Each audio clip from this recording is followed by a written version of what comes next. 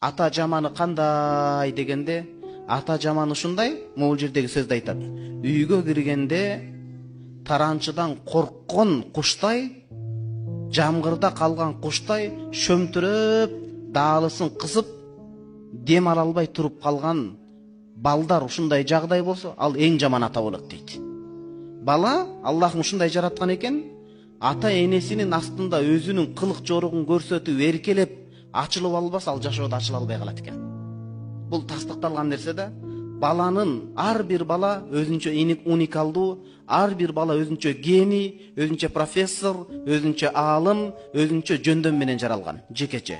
Ошол жекече жөндөмдү ачууну Аллах Таала биринчи кезекте ата энеге ыйгарган экен. Ата энелик ыйык милдет баланын кийимин бүтүн түгөл кылууда, курсагын кампыйтып тойдурууда эмес. Бул муктаждык.